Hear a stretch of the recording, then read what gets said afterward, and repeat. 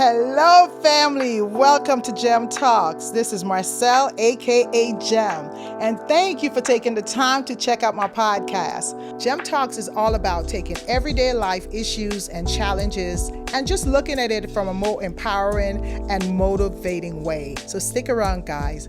Keep checking in, and let's keep talking about it.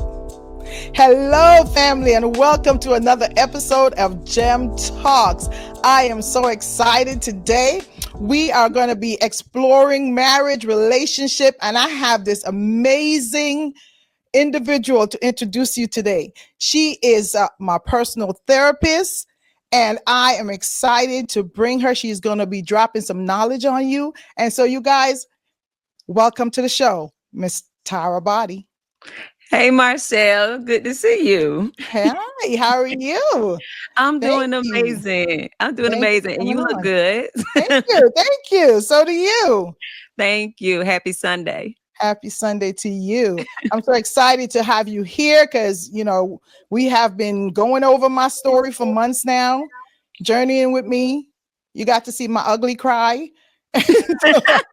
I wanted to bring you here today so that we can further dive into marriage, relationship, what is going on, the current breakdown in the family structure and in relationship. And I just wanted you to bring some expertise into the situation and just talk to the people about some of the things that you shared with me personally that has definitely helped me to come out of that space, that negative space, and see the situation as actually as a blessing. Actually, Mm. me, it was actually a blessing for me, even though I wasn't able to see this at the time. So I just want to talk to you. We're gonna start off by talking about divorce because that's Well, the well, hot can I topic, can right? I first say how Yeah. incredibly proud I am of you? I I, Oh, thank I have to you. say that because as a therapist, I want you to understand like we are sitting with people every day during these trials and tribulations, these seasons, these transitions.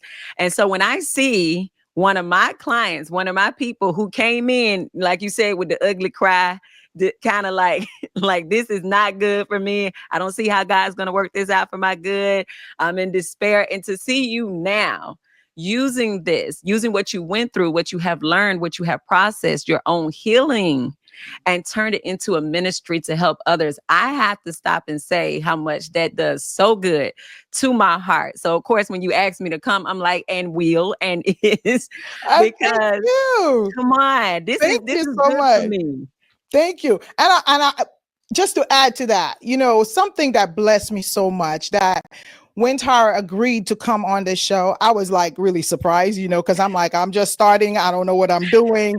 She's out there. And I'm like, you know what? I just wanted to tell her just thank you. Because for a lot of people, it's about ego, it's about, following, it's about all this name and all this stuff like that. And for her, so that's just a further testament as to who she is. She's looking for more kingdom alignment rather Amen. than just going on the biggest and best. So I appreciate her, and I appreciate how God is using her, because God is using her tremendously, using her Mm. in my life and definitely in the life of the masses out there. So thank you Amen. again for coming on. So let's Amen. dive into this, because it's a hot topic. Right. Everywhere I go, it seems like in the salon, somebody who knows somebody, even themselves, going through this divorce. What Yes. is it about divorce? What is it about this family structure that we can't seem to keep together? Why is divorce so prevalent? And why is so many people willing to just walk away from divorce, Right. from Right. marriage, rather, into divorce? What is your experience with that? So it is so multifaceted because, as a Christian counselor and a marriage counselor, of course, me and my husband work with couples. I work with couples all the time. I'm seeing so many things from the very beginning. I'm going to be honest with you, Marcel, the foundations are weak. Like Mm. I could give you a 50,000 things happening in the culture, but when I sit with couples or I sit with people as they're going through their divorces or after their divorces, Marcel, it's just weak foundations. You know, as a Christian counselor, I'm gonna always go back to the Word of God. And when you're looking in the Word of God, when He talks about building that foundation, right? Your house being built on God, your house being built on godly principles.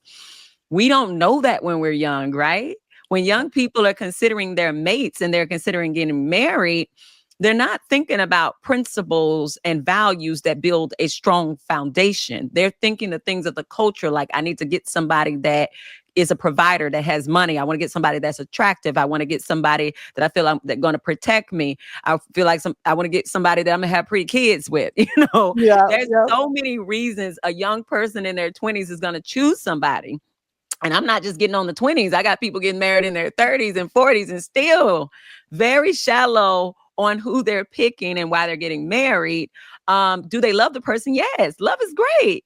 But then when we talk about whose definition of love, because a lot of people, Marcel, the definition of love is I'm loving you as long as you're doing for me, as long as you Oh, loving me back, as long as you still giving me that stuff I asked you for. It has for nothing to sure. do with I'm loving you because you and whatever you look like 5 years from now, 10 years from now, 25 years. I have loved you deeply. And if you don't have two people walking in with that definition of love, I love you truly unconditionally. If nothing about you ever changes, I'm still going to be here for you because I have adopted you into my life. Marcel, it's the root of why we're getting in a relationship. Who is in front of us? What that looks like. I feel bad because I see so many good people who years later, because they didn't get the premarital counseling to set their prep foundation, or didn't go to counseling throughout the marriage, so that good people like myself that are counselors and care about marriage could talk through them through the tough times and say, okay, you guys are going through a little funky time. Everybody need to sit back for a minute, breathe, go back to, I'm in this thing to serve, I'm in this thing to love. Because sometimes we need those refreshers in our marriage. Absolutely. And then we can make it the next 5, 10, and then maybe got to come back, Come get back another again. refresher. Yes. It's Yes. in anything. You're a business owner.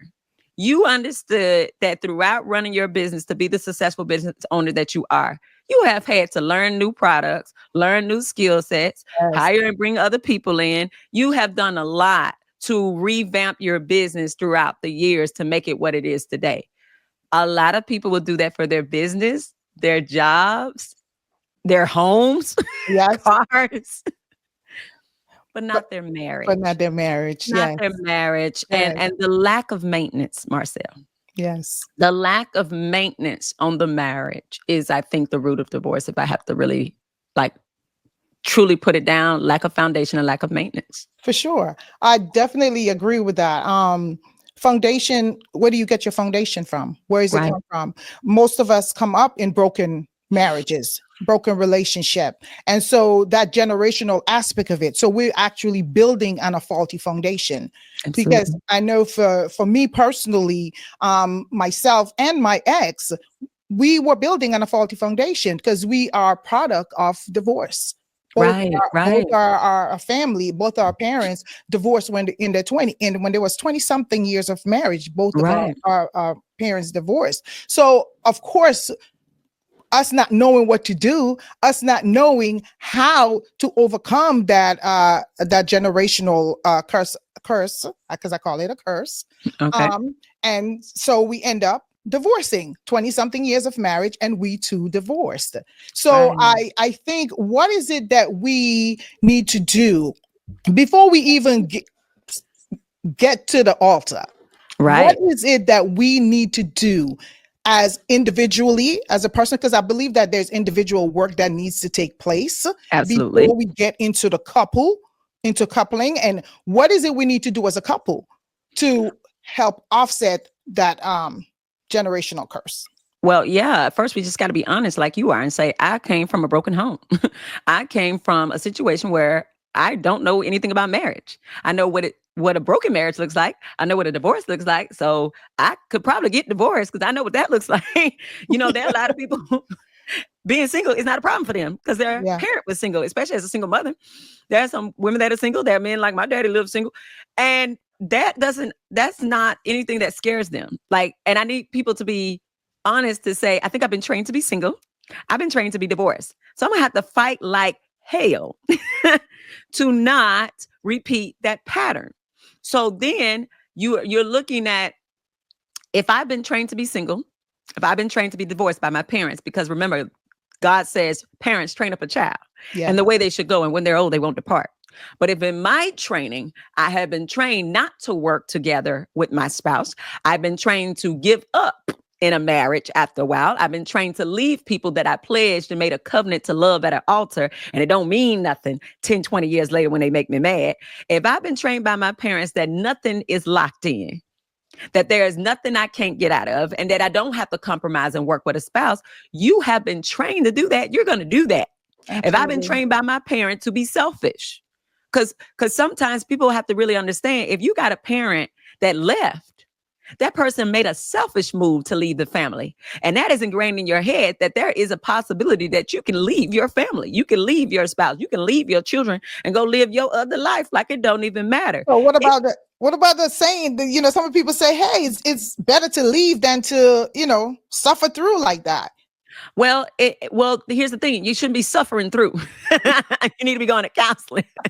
Because I am not an advocate, and you know me, of sticking in something. Okay. That is unhealthy, that is abusive, that ain't for you. I'm talking about two people that say, this thing going left, it's going rotten. Let's go to counseling. Let's get ourselves up, both of us, and put an effort. It's sad because when one person's doing it and they're saying, I don't want to let go. Come on. Let's put the stuff in place. Can you level up? Can you do a little bit better? And then you got this other person dragging and they're saying no. And you need to just adjust around me because I ain't changing and I ain't doing no more than I'm doing. And that is devastating. So to your second point, what you said, what's the work that should be done individually? Let's go back there, because knowing your husband comes from divorce and you come from divorce. Oh, honey, y'all was mandated for counseling from the gate. Like, that is some stuff, Marcel, I try to get people to understand. Some of us, counseling is a must immediately because of the childhood trauma. Like, immediately when you can get on your job's insurance or pay for some counseling. Get it immediately. I love the fact that the new generation, they're getting counseling in their teenage years and their young adult years, just because after I have been sitting in a family 18, 19 years, learning some bad behaviors, watching my parents, watching this training that is not going to lead me to a successful life, I have to immediately go into counseling and retrain my thoughts patterns, retrain my value system, retrain or even learn some skills like communication, conflict resolution. I have to learn because I've already come in lacking. So instead of people taking time, say about 5 or 10 years after leaving their parents' house and saying, let me make sure I'm healthy, make sure that I'm healed from whatever happened to me, they immediately jump into relationship. It's like an immediate, I'm grown. The first thing they start looking for is relationship. Not, growing, not healing. They look for healing in a relationship. And, some of us don't know what healing look like. Right? We don't know what healthy look like. We have a misguided idea of what a healthy relationship is. Right. And what, I know for me, I always like to bring it back to me, because for me, I looked at my parents' marriage and I said, well, if I do this, that, then I should get a different result. Right.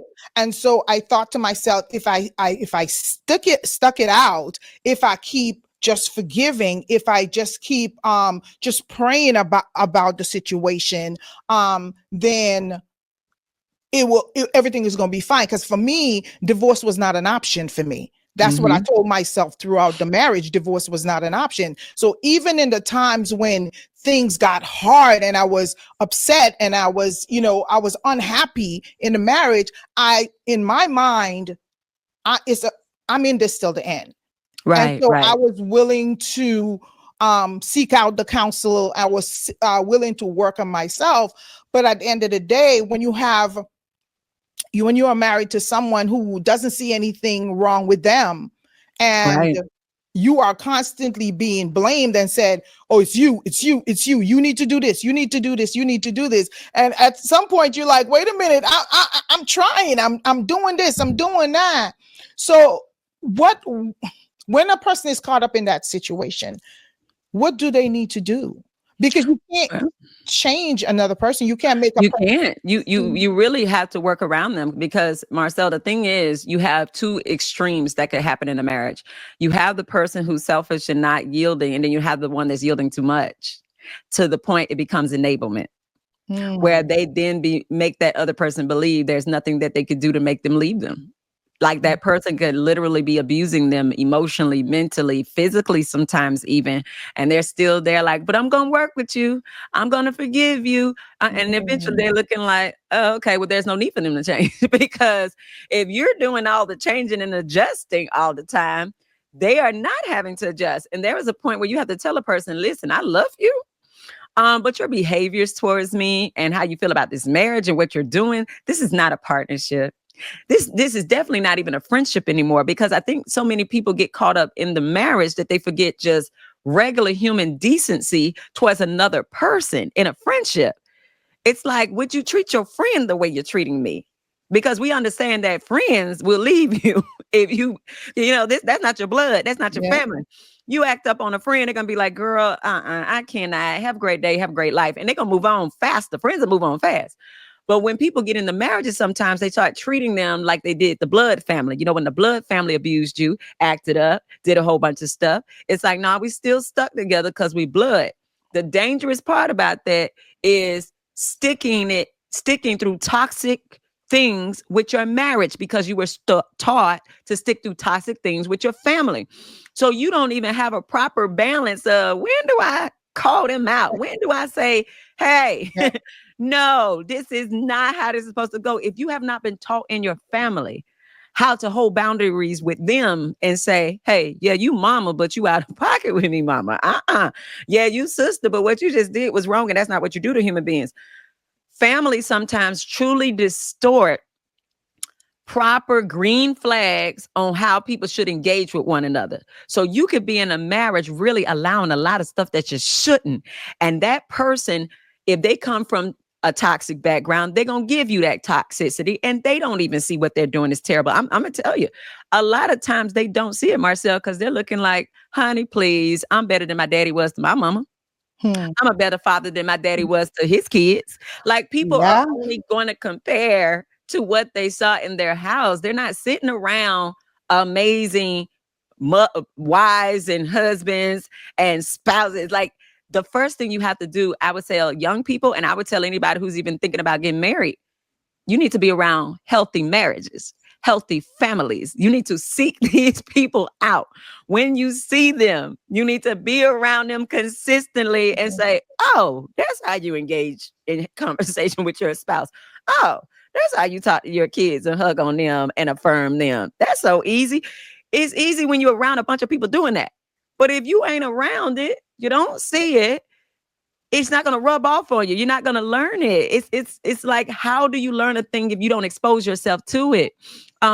Just like you, I grew up without, my father in my home. My parents were never married, to be honest. And my mother was married 3 times in my lifetime. So I saw somebody who got rid of people very quickly. And I was, raised by a woman that did not have successful marriage. Like, I wouldn't say she was successful. Today, she's still single. She got third marriage, was divorced. After my stepfather raised us for 14 years, she got a divorce after we graduated. So my mother was quick to get rid of people. So I never looked like, oh, that's my mentor. No. I was like, that is not going to be my story. I want one husband and I want to be married. So I had to immediately find older women that I saw, and I said, I like their marriage. They've been married a while. Oh, I like the way she's talking to her husband. And I knew really quickly that the way this woman talked to her husband is not what my mama was doing at home, because she was dragging my stepdaddy. So he was very passive, and she used to drag him like terrible. And I was like, ooh, I don't want to talk to a man like that, because I feel sorry for him half the time. Like, oh God. But I knew, even though I watched that, a little bit of that would be on me. I just assumed, like they said, you lay down with dogs with fleas, you're going to wake up with fleas. I assume, girl, you got some of those mama characteristics and they're going to come out. So I immediately started as a young woman because I got married at 23. I was young, but I started young looking for mentors around me on my jobs, at school, coaches, teachers. I would be staring at those people. They don't even know how much I watched them, how much I learned from them. That's good. They have no idea. My pastors, I used to just pay attention to them, how they got along with their families.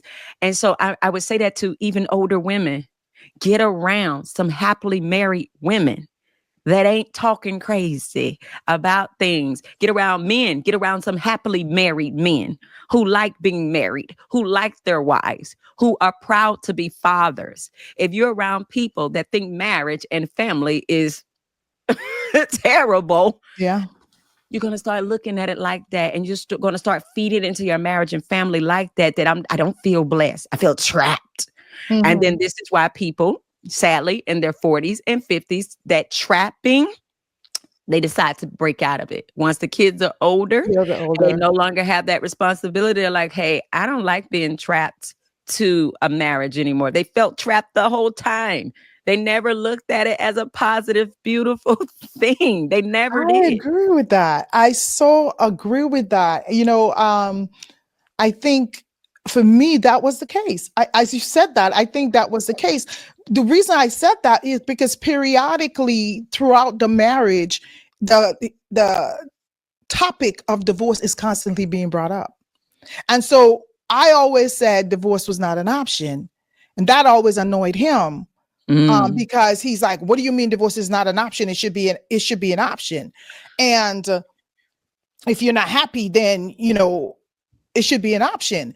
And I was like, well, it's not an option because we gonna find a way. We work it out. We get counseling. That was my mentality. I was in this mhm. forever. Um, Right. and I think one of the things too is going to church and the church telling you, getting counsel from church, and they're telling you you got to stick it out. They're telling you you got to pray, you pray, you pray, you pray. And it's like, okay, I keep praying, I keep, believing, but when this person is showing you, and for me, I believed, I thought Right. that I see the issues in our relationship, absolutely. But at the same time, I just thought that he was as committed as I was, and we're gonna keep fighting the good fight. We were Mm, gonna keep fighting the good fight. But one of the things you said to me in our relationship, in our counseling session, is like, Marcel, you enabled some bad behavior, mm, and that was like, what do you mean I enabled? Because my inability to hold my spouse accountable for some of the things that he was doing, that caused me to enable. I right. didn't look at it like that. I thought if I just ignored the situation, if I didn't make a fuss and cuss about it, that it would somehow miraculously work itself out.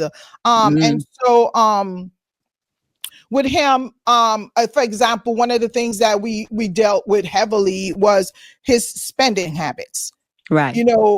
Just he just spent money. He had no respect for money, and whatever he wanted, however he wanted, he spent money. And I know money is a big deal in a relationship. And so Right. toward our marriage, I felt financially vulnerable. Right. When we Mhm. went through bankruptcy the first time, almost went through bankruptcy the second time.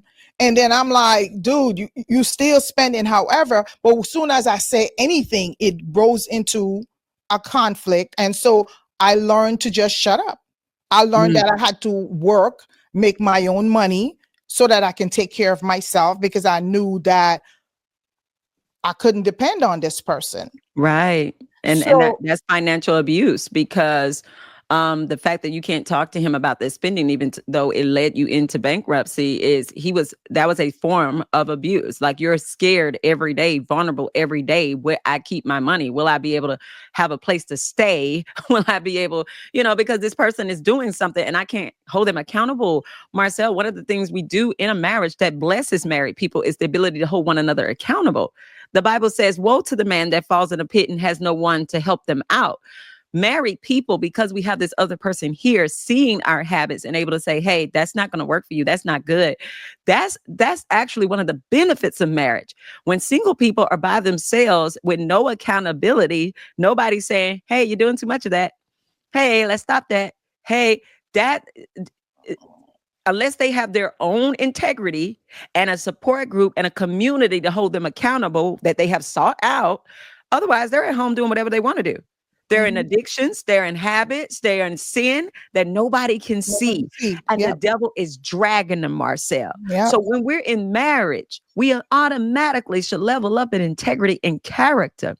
When we talk about praying, don't get me on the church, because half of these people never should have been ever faking to be marriage counselors. So, hey, family, this has been such a powerful topic, and this is so good. We have so much to unpack that we can't do in one episode. So just stay tuned for part 2. It's coming up. All right?